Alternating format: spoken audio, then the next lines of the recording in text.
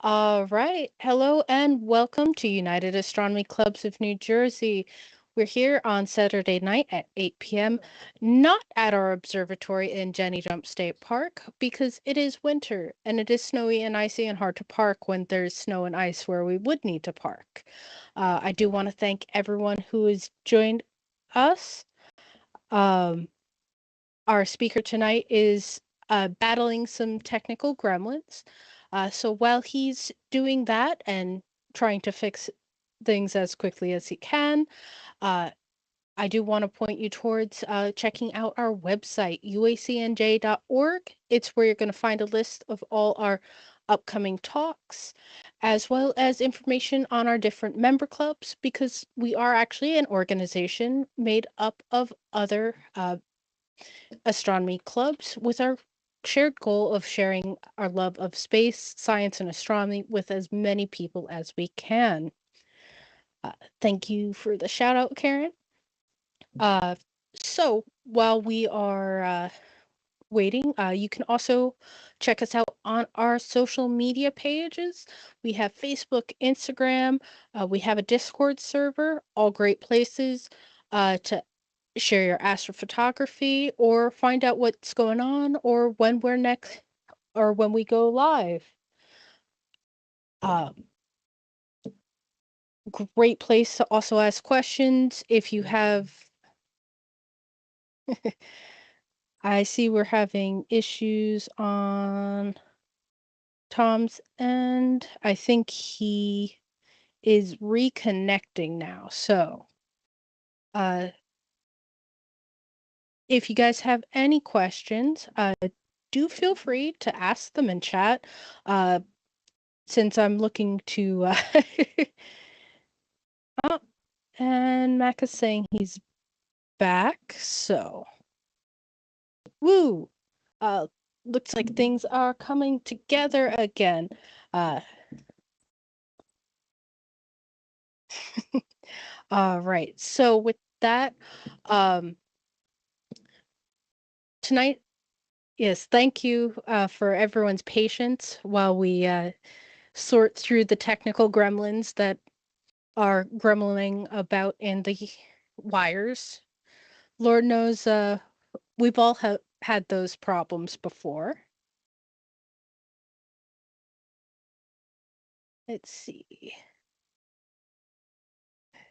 Yes, so uh, tonight's presentation is going to be about uh, Tom or Astro Canuck's journey in science communication and how he has sorted it. Oh, and now people are saying I poofed.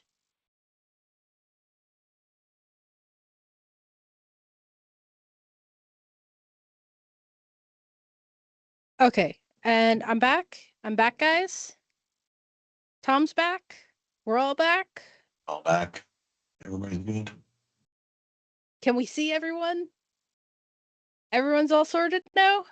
Everyone's found a seat? Grab their refreshing beverage? Uh, I would say, uh, have your little blanket and whatnot ready for going outside to stargaze, but it's a little bit too weather outside. So, we are back. CMA, I thought you were in charge of snacks, so I don't know why we're why you're looking confused why there's no snacks if you were in charge of them. So, uh, with that, like I said, tonight's presentation is about Tom Astro Canuck's space Lego journey through science communication and brick building. Tom is an avid astrophotographer and graphic designer in southern Ontario. It is his pleasure to share live images of space using a backyard telescope and his love of astronomy with you. His goal is to make the universe as accessible to as many people as possible and provide a better understanding of the night sky. He's happy to answer any questions you may have about the universe and astrophotography. And with that, here's Tom. Hello. Yes. There we go. How are we doing? Thank you very much for having me, and apologies for the little bit of technical delays. These things happen, and of course, it always happens at the most inopportune times. So we'll make sure that we're off on the right foot. And my apologies, of course, because there is reset a couple of things. Just a couple of things went a little haywire. But let's make sure we're there. We're good. All right. So tech like the weather doesn't care what you want to do. Exactly. So for those that are in my chat over here, those that are in the chat with the United Astronomy Club of New Jersey, feel free to ask the questions as we go. We can be fairly fluid on this. The last time I got to join Ariana and company, it was like 2 years ago now, and that was live at the Jenny Jump Park for us talking about just in general for streaming on Twitch and sharing astronomy over here. But what we've been doing Speaking of that, yeah. So there has been a weird mandala effect going on. Everyone knows the mandala effect where you remember it one way, but it was really another.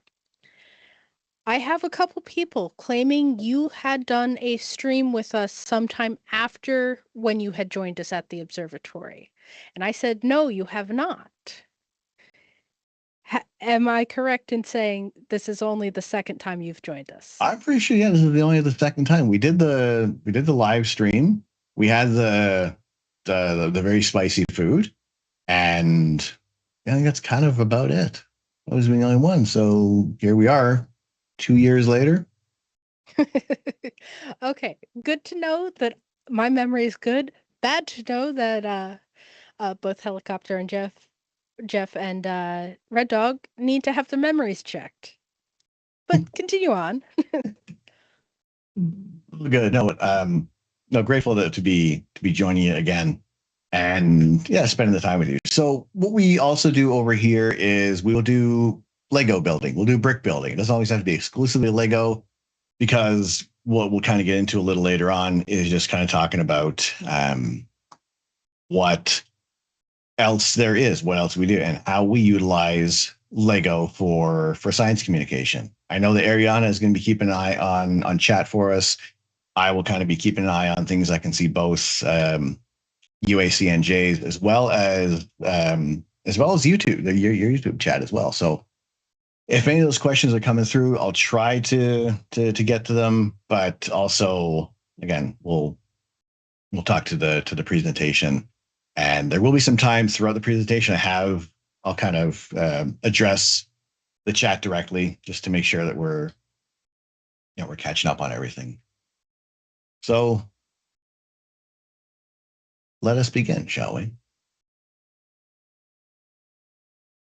We're talking about building understanding using Lego as science communication. The first Lego set I ever built live on stream was the International Space Station. And we're coming up on 5 years ago. It would have been 5 years ago this April when we started brick building on Twitch, not knowing what it would turn into.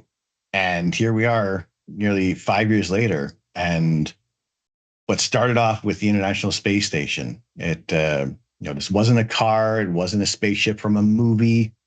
It was the ISS, a collaborative effort with many nations involved to bring more understanding of outer space and how we deal with microgravity, how other aspects of life can be improved through microgravity, because we want to be able to explore farther into our solar system. We want to, we're looking to go to the moon. We're going to set up a lunar base soon. We want to see boots on Mars. It's our curiosity that's going to take us farther out. So I remember finishing building the International Space Station and holding it up to the camera and looking at it on all the angles. And it only took a short 11 hours to build an 800-piece set. And we could look at the solar arrays and the truss of the structure, and honestly, it was really cool. It was kind of cute. It was my first Lego set that we built in a long time. There were some dark ages for Lego. But the International Space Station, it fit on a desk. It weighed less than a laptop. You can pick it up with one hand if you're very careful with it. Now, fast forward a few years later, and my nieces are looking at my Lego collection, and they clocked in at the International Space Station and said, "That's cute." And I laughed because they weren't wrong.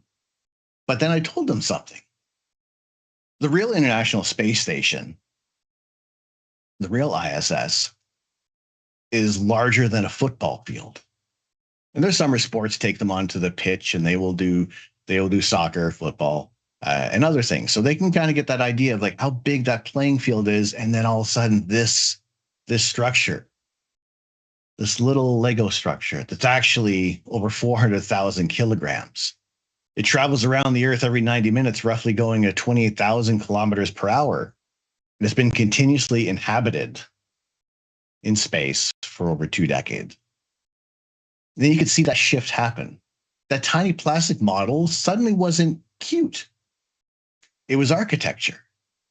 It was an international cooperation. It was one of the most complex machines humanity has ever built, flying overhead every 90 minutes. And all it took to unlock that realization was something that we built together. And that's when it hit me. Sometimes we don't need to make space bigger. We need to make it buildable.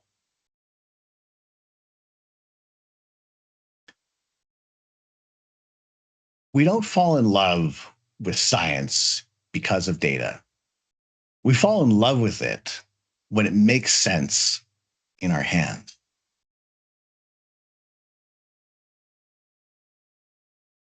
Now, trying to make sense of outer space, there are images that we now see from the International Space Station, from the Hubble Space Telescope, from the James Webb Space Telescope.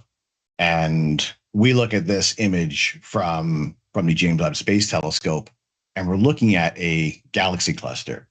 We are looking at so many different galaxies. There is barely any stars in this image. All the stars that would be in this image are within our little home galaxy, about 250,000 light years across. And now we're looking at galaxies that are hundreds of thousands of light years away, millions of light years away. And even some of the more distant ones are billions of light years away. Now, light travels at about 300 million meters per second. 1 light year is a distance of 5.8 trillion miles, or 9.5 trillion kilometers.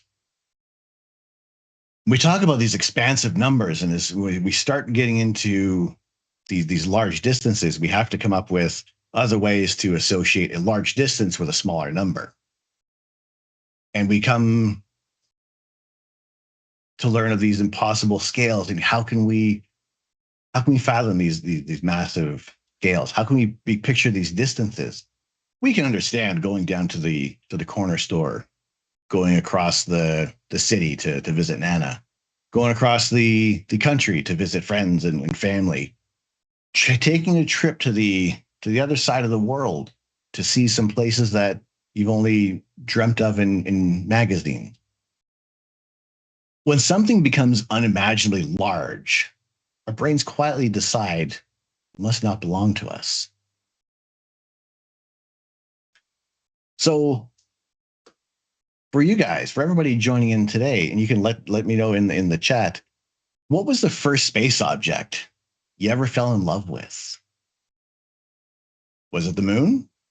Saturn? International Space Station, perhaps? It's one of those things. You look at people that view planets for the first time, and sometimes you elicit an emotional response because suddenly these objects that are so far away become so much closer to you. So we see the moon. You get to look at the sun with proper eye care, proper equipment to be able to look at our home star. The first rocket I see as well. We've been able to witness rocket launches. We got to see our own rock. I got to see a rocket launch with my own eyes. I share it with everybody on Twitch, and it's just a special moment to see. Eclipses are another thing that can help you fall in love with space.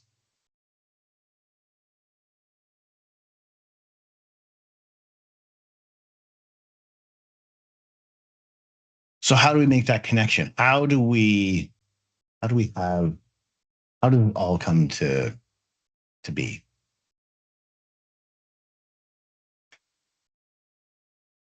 When we look at space, sometimes it feels way too large to be personal.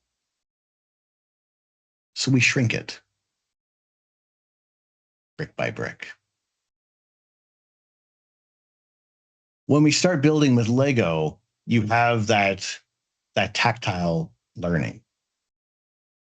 You can feel things coming together piece by piece, and it starts to make sense in your hands. You build that connection,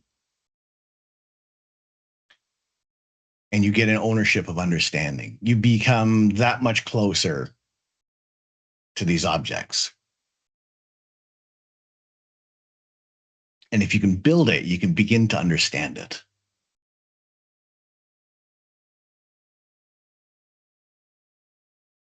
So we have many Lego sets that we have built here, and we have examples that are very like almost perfect examples. A little orrery with the sun, Mercury, Venus, Earth, Mars. Look, they've even put for those that love Pluto, Lego has included Pluto in this set. We have built a Saturn V rocket. We have a lunar lander. There are nearly countless sets that Lego has created, and we look to see more of them.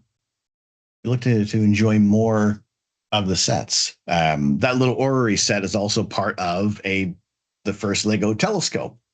Well, maybe not the first, but um, the latest at least. So we have a little refractor telescope. Now, granted, it does have a feature where the light emits from the telescope. We know that's not how telescopes work. They take in the light, they don't emit the light. But for playability's sake, that's where the learning comes in. And it's fun little stuff that we have for the build. There's a little, very sure we can't see it. There we go. We have Saturn. And then there's other slides with the moon and stars. But it's all there to help communicate science to kids, to adults, to anybody that wants to click a couple of bricks together. And it's a fun build. It is a really, really fun build. Now, with this, obviously does come some compromise. You can't just make like the biggest Lego set. That's going to start to cost way too much money. So you want to scale things down. But how far do you scale things down? What are you going to sacrifice for detail versus what's playability? What is a fun way to interact with the build? There's other types of sets that you can create, and they're enjoyable. They're helping us learn more about space. They're helping us convey everything through Lego.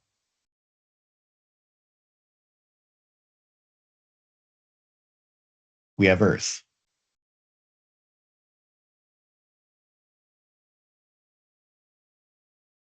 We also have a Lego stud.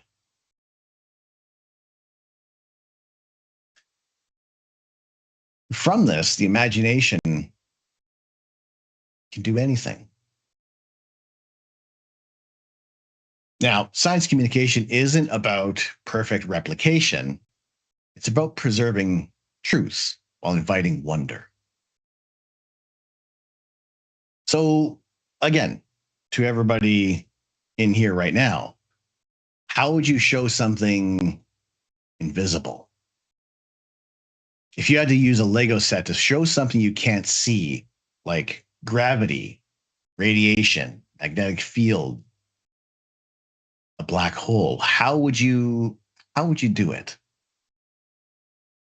Would you keep it as simple as possible? Would you represent it with a single brick and there's your pale blue dot?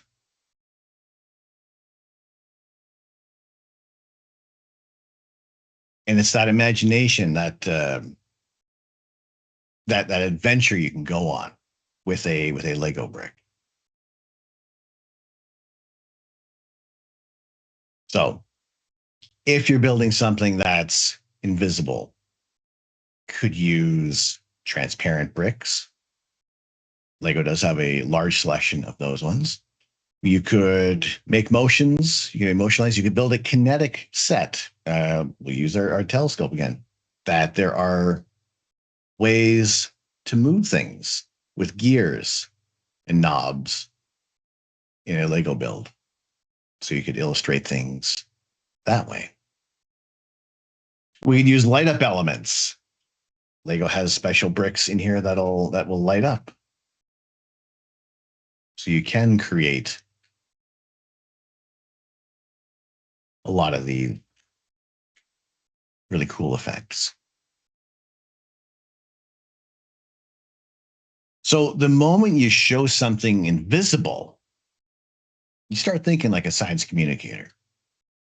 You're growing your passion about certain aspects of space. And we see this a lot where there is more areas that people will gravitate towards. Some people will go towards astrobiology.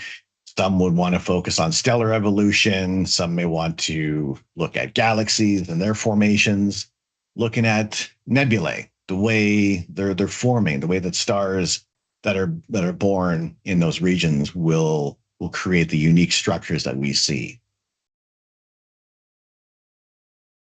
Um, so we want to be able to communicate that. We have other sets that Lego has created the Milky Way as another way um, to show our home galaxy, to show regions around the galaxy. And that's where we want to go down the road for science communication. Now, engineers will want to prototype, scientists will want to iterate, and kids will want to experiment. And while I say kids want to experiment, the broader audience of brick building, because it's not just paint by numbers, following the instructions of what Lego has provided for you, that there are other people that will want to go larger, do more expansive creations than has ever been that have ever been done. And again, that's where we come into what scale can bring, what details we can share with you. So play isn't the opposite of rigor, it's the beginning of it. And we look at the levels that we can see with Lego, the accuracy versus the understanding. On the right, we have an actual photo of the Artemis Space Launch System rocket. On the left, we have the Lego version. And overall, for this section, they got pretty close. We got some really cool details, like the umbilicals match up, the crew access arm, even the logos, and all of the necessary markings are there as well. And it's a much, much, much, much, much smaller scale. But for some of the sets, even the smaller scales, that accuracy is there, and it helps with our understanding. We help to see where all these connections go with the Artemis 2 rocket. And even now, like we see this all connected. And as of today, we've been excited for the Artemis 2 mission, and that continues to be postponed. There is so much that has to go on behind the scenes. There is so much development that needs to work all at once. And as soon as one thing isn't properly coming together, you can't complete the mission. Lego parts don't fit together properly, can't complete the set. Everything needs to be working in perfect harmony together.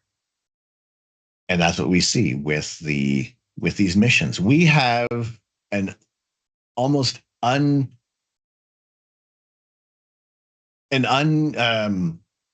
the word I'm looking for? We have unlimited access almost. And we get so much information that we haven't had in the past. So we get to learn more. We get to improve our understanding. And the way how it can be communicated with Lego. And build that understanding of how a rocket is shaped, how a telescope, how the mirrors or the lens or the glass in a telescope will work.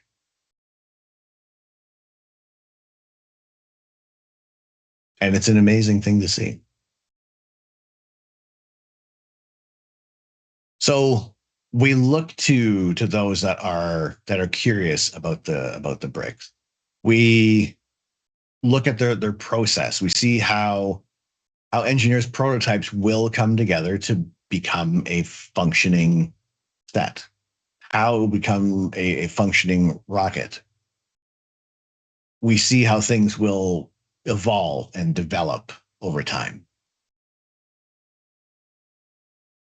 And we see that with Lego as well. In the past, even some of the builds were much simpler, and now more specific pieces have been created, and you can make even more shapes and structures. And it seems seemingly unending with the selection that we have for Lego to convey the information. To have something that is almost a exact representation of such a massive structure like the Artemis 2, like the NASA Space Launch System. And then we have other sets where kids can explore. We can do more than just build. We can learn through story. We have use an example of something like this, of a mission set. There isn't any hard and fast instructions with this one. You get to create your own story. And it's a fun build. You get to experiment. There's no correct way to be building Lego. And we get to do it through play. We get to learn more. We get to get that better understanding, coming back to the point of making it small enough for us to connect with, not just only connecting to bricks, but on emotional, intellectual levels. It is our way of bringing like these massive structures, these massive distances, bring it closer to home.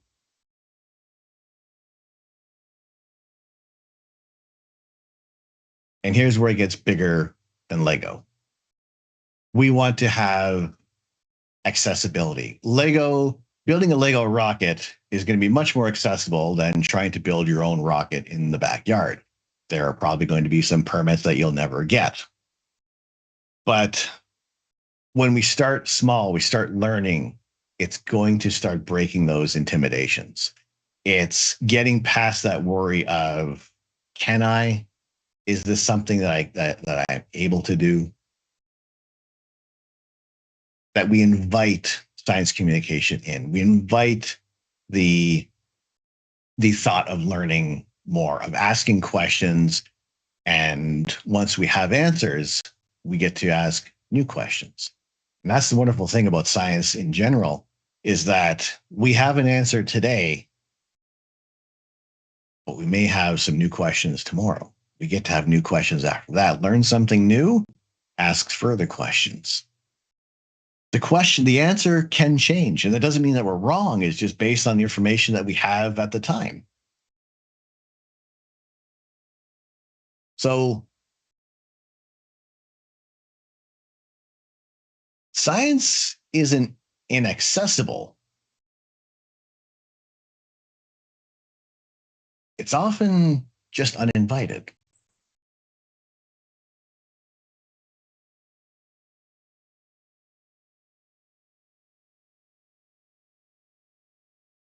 So, how many of you may work in STEM? How many may work in STEM? How many just love space? Thank you so much for the gifted subs going to the United Astronomy Club. Very kind of y'all. Yes, thank you. I was just typing that in chat. I'm like, wait a minute, I have a microphone. And it seems Anonymous, to let's have go. started a hype chain. There you go. So while you're on the hype train at the moment, like I said, does anybody work in those fields of STEM? Are you an educator? And then again, do you and how many just love space for the love of space?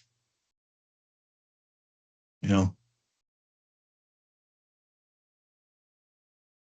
and we have some people that work formally in STEM. Thank you very much over here. But really, the difference shouldn't matter. The difference shouldn't matter. We've somehow created this invisible line where we think if you're a scientist, then you belong in this conversation.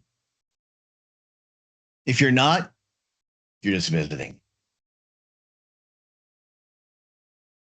Space doesn't work that way. That's not how we work.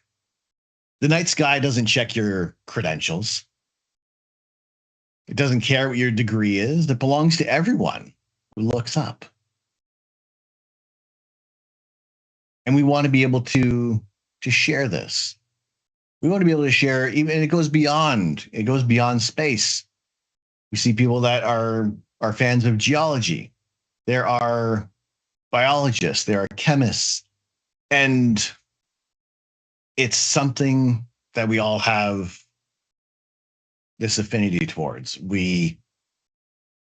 Some of the easier things, we look down at the ground, we observe geologic formations. We look up at the sky, we see the stars.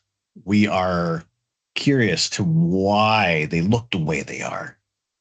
And what we like to do here, we want to do science communication. We want to share images of the night sky using our telescopes.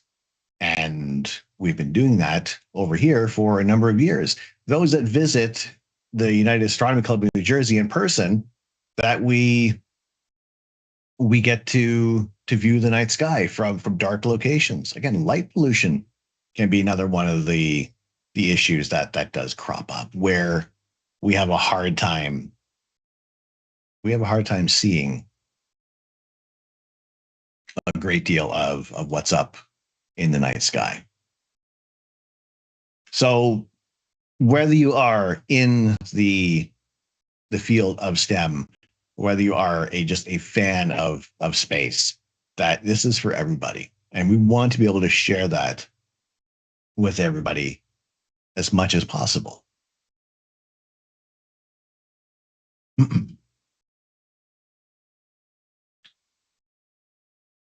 So for anywhere, anybody that you have questions, you have queries about space, if you are asking those questions, there are probably dozens of other people that may have a similar question, but you are now their advocate. You are now asking for their sake.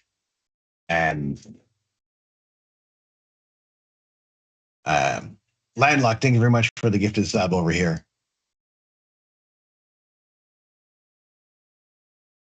Thank you very, very much. Yeah, thank you very much for the gifted sub. Someone had a question a little bit earlier, although it might have been more of just a snarky remark. If you add light to Lego, does that mean it's low calorie now? No, we don't need Lego. Not even the little candy Lego bricks? The candy Lego bricks are just fine. That is all good. That one is all fine. Just no, we don't. You don't need you don't eat other Lego. We have enough microplastics. We don't need to add the macroplastics as well. Exactly. Holy potatoes! More stuff going to the United Astronomy Club. Let's go help the. Let's give a hand over to the United Astronomy Club in New Jersey. That's awesome. Even if they're anonymous, thank your gifters. Thank your gifters. It is always wonderful. Always wonderful. Was one of my favorite random space facts. I always like the one about just the moon and the Earth being tidally locked, like being in a double tidal lock, where eventually we will have one side of the world that will always see the moon and one that will never see the moon. So we move towards moon disbelievers altogether. But most of the time, by that time when it happens, the sun will have expanded into a red giant and it will have engulfed Mercury and Venus. And if you've left a pie sitting on your windowsill, it's probably going to get burnt. So that'll be happen long before the moon and the Earth are tidally locked together.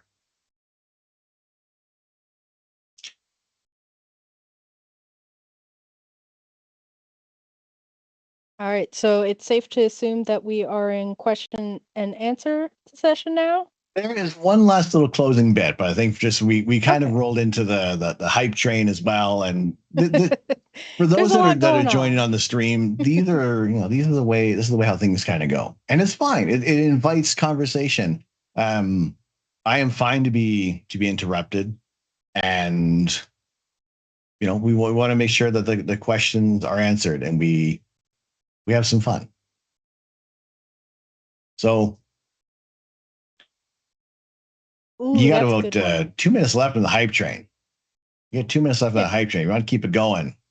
And Cool has a fun question. Uh, if Earth was the size of a Lego stud, how far away would Jupiter be? That is a very A good lot of question. math.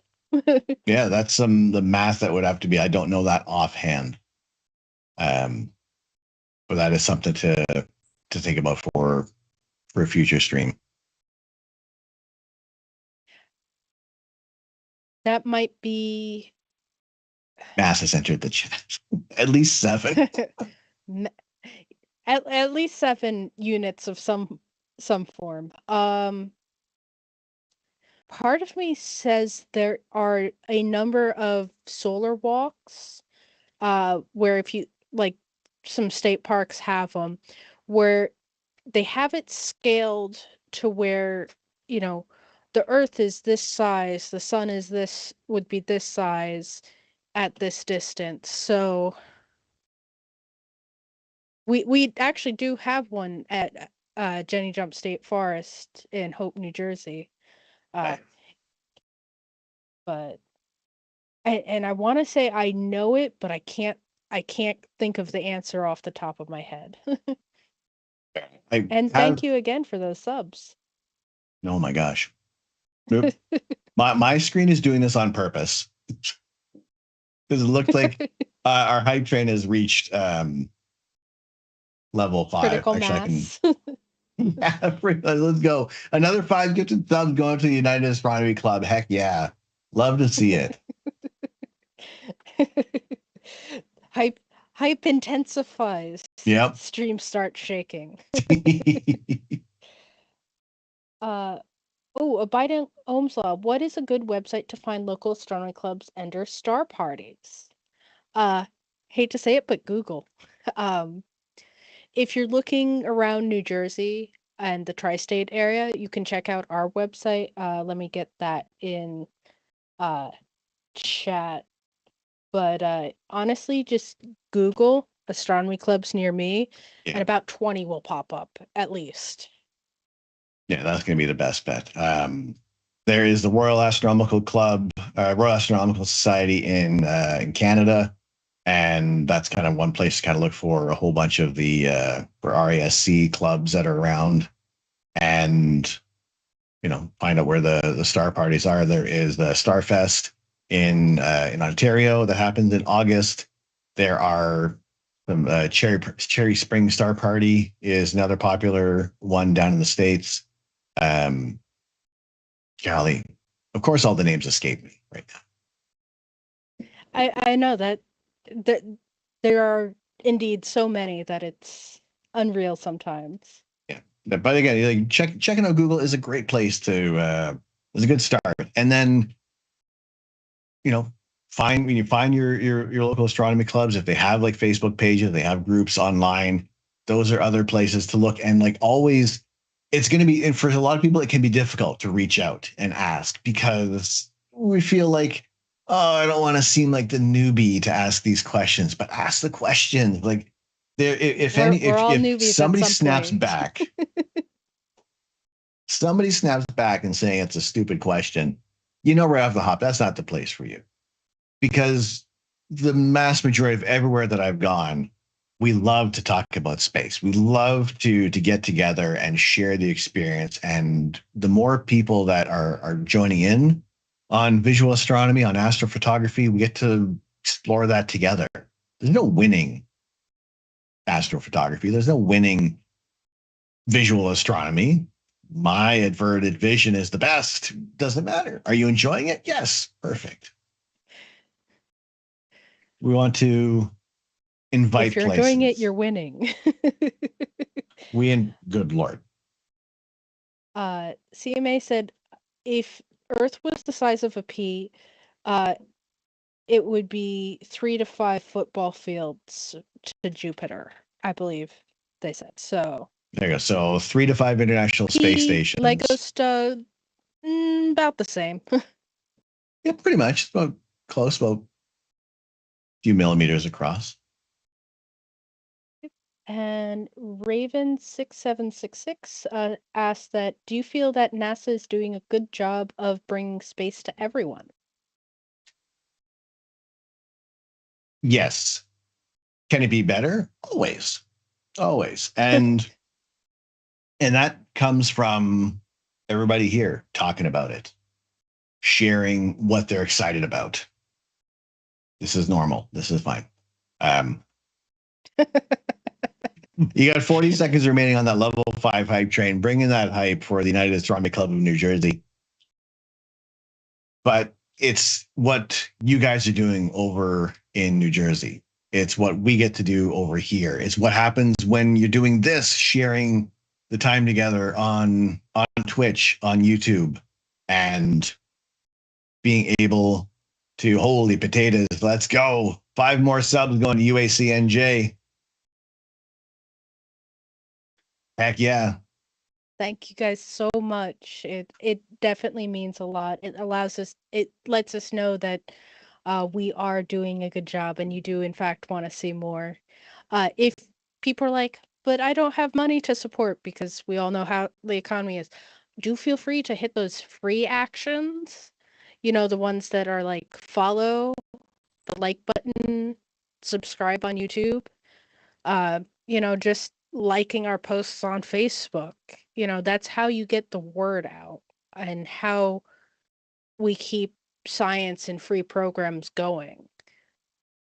Exactly. Share, hitting a like button, sharing it, following, spending time, that is all free. Now, granted, our time spent here, we we haven't invented time travel just yet, so we have to work towards it. But all the time spent here is always greatly appreciated, and more eyes towards the astronomy clubs, and it is always a good thing to bring more astronomy, bring space down to a smaller, a more bite-sized audience. Yep. And my sister says most people are part of an astronomy club because they desperately want to talk about space and astronomy. So ask the questions. Well, chances are we'll talk your ear off. Exactly. All right. And do we have any planets here that don't have moons? Yes. I believe Mercury doesn't have moons. Yeah. Now there may be there are some smaller asteroids that may share an orbit with Earth and Venus, but um, yeah, as it goes, we have our moon.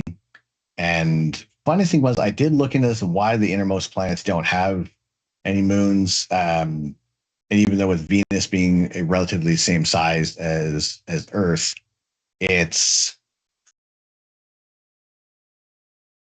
sun's gravity that was pulling any smaller objects. So I can't remember what it was. It's one of those things that probably should be at the front of my memory, but it is totally not.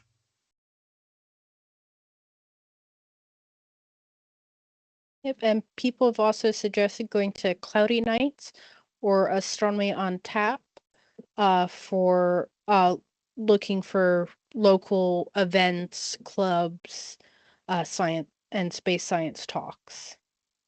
So, excellent resources. And like I said, if you guys think of a question later, feel free to go ask them on our social media pages, or you see Tom regularly. He has his schedule up on Discord. We have a Discord. Feel free to pop those any questions in there, and we do regularly check that. Perfect. Are there moons that have moons, or that would be called something else like a satellite? Um, I think they're just referred to as moons. And I call this my mini moon. I'm like, I know there's a reference there for something. I haven't actually watched the movie the references come from, so. And where should we go next after we go to Mars? Moons, maybe Titan. Right now, obviously, we have satellites that are going towards Jupiter. We have two missions already. There's the Juice, and um, there's Europa that is heading towards Jupiter to look at the Juice is the Jupiter Icy Moon Explorer, so that's going to look at a few of the moons. The Europa Clipper is specifically for Europa, but after that, we really can't go to Jupiter, can't go to Saturn. Um, Uranus and Neptune would be fairly difficult as well. So yeah, looking toward the moons is probably the next step. Enceladus, Io. I mean, Io is, well, it is the most volcanically active place in our solar system. RC Pluto just to bother people. Bother, bother, bother, bother. Ooh, what are the specs that make an orbiting body a moon rather than an asteroid? And I believe that has to do with whether it orbits around something else as it's going around the sun, or whether it just goes around the sun. Yeah, so we have our asteroid belt, and those are in their own orbit around the sun. They don't orbit anything else. Um, so then the moon would be just a satellite of what has been classified as a planet. So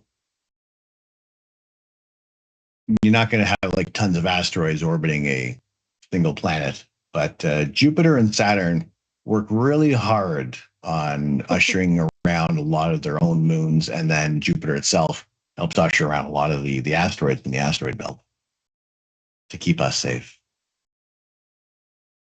Yeah, it has the whole rings it's collected of all as it Roombas up all the local dust.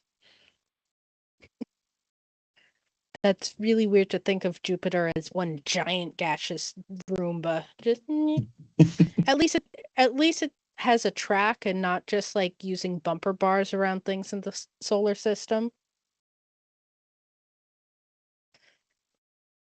Exactly. All right, we got ads. I got ads running over here just for a moment, but no, this is fantastic. I appreciate everything that you guys have been doing and continue to do. So I am Yeah, and we yeah. appreciate having you here. It's nice to get in touch with other content creators because it is a different side of science communication that others may not think about. I know, you know, you have to work hand in hand. You have the people who can do all the physics and math involving getting us to a planet, but you also need the communicators that can go, hey, we want to make raise the money to get to build the thing to get us off the planet. Um, and it all goes, hand in hand. So thank you for the presentation, Tom. And if I may at least close out with one more little statement over here, because we like to look through telescopes. We look through telescopes over here through a camera. And when we look at space on a screen, it feels distant, light years away. It's cold and untouchable. When we build it, when we build it with Lego, we snap some bricks together, we call it a rocket. Something changes. It's no longer out there. It's here on our desk, in our hands, in our control. And maybe that's the real magic. Not that we can recreate a telescope, not that we can model a rover, but we can remind ourselves that the universe is understandable piece by piece. We don't need to be astronauts to explore. We don't need PhDs to feel wonder. Sometimes all it takes is the decision to start building. Because space isn't something we just observe. It's something we belong to, you and I, all of us here. And if we can build it, even if imperfectly, then maybe we can believe we have a place in it too. So whether you're aiming your telescope or snapping together your first brick, you're doing the same thing humanity has always done. You're trying to understand the sky, and that's pretty incredible. So thank you for building with me tonight. Yes. Thank you all for joining us. So any last minute questions? I know chat was going pretty quick there for a while, especially with the hype train. Um, so do get those in. What is the next set you want Lego to come out with that has to do with space? I know mine. I have seen there was for Lego Ideas, which we have a few of those stats that people put forth, and Lego will say yes or no. It was the James Webb Space Telescope. And they did a pretty good model where it actually would fold up and deploy just like James Webb did. And they went through the ringer 3 times. They got the votes, but it never was made into an official Lego set. And I feel that there are times when Lego misses a beat. That would have been at the time of James Webb Space Telescope coming online, and it didn't happen. For me, to see that large set being built and to recreate those 300 critical steps that were required for that space telescope to come online.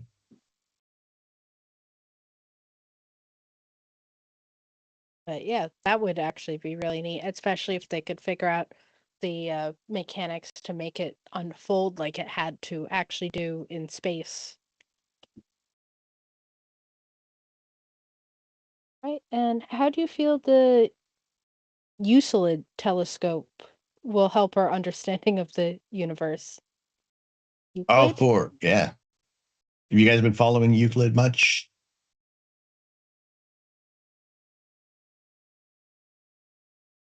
Yes, I know my pronunciation was a little off there, Lightning. It happens when you learn to read before hearing the word. All right. So, I do want to thank everyone who has joined us tonight. We For everyone on Twitch, we are going to be raiding back into Tom's channel. He has another amount of time doing something space and Lego adjacent. Um, I think the weather there is still bad. I know we have a front coming in that's supposed to dump like a foot of snow in the area, so Yeah, I think we're getting some. And Arduino saying Euclid just helped discover a galaxy that's 99% dark matter. I think Arduino, he was talking about that earlier. We haven't got to that part of space news, but hey, I look, when you guys raid in, I will be very surprised. so surprised. Such Um, surprise.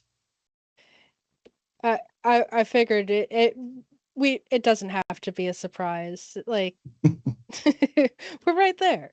Um, but I do want to thank you all. Once again, do check us out on our website, uacnj.org.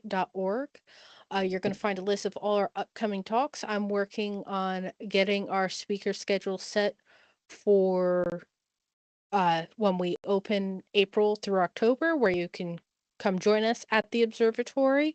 And weather permitting, which was difficult last year, you get to look through different telescopes. We're going to be looking to break ground on a observatory, a little shed structure to house the 25-inch scope uh, that got donated. So that's coming in the works. And don't forget, if you are going to NEAF, the Northeast Astronomy Forum, do feel free to stop by our booth. UAC&J is going to be there once again this year. Like I said, thank you all. Thank you all for the hype train and everything. It means a lot to us. Do check us out on our social medias, Facebook, Instagram, Discord server, all great places to get in touch with us. Share your astrophotography, ask questions. I do try and get those. RC Maniac, I don't know what you're talking about. Did something happen? We're trying to raid out into Tom's channel. That actually reminds me. Will this actually work today? Sometimes it doesn't. Spelling, it's important. It Um, might be a fun thing. but in the meantime, thank you all. Have a great night. And you can cut it, Jeff.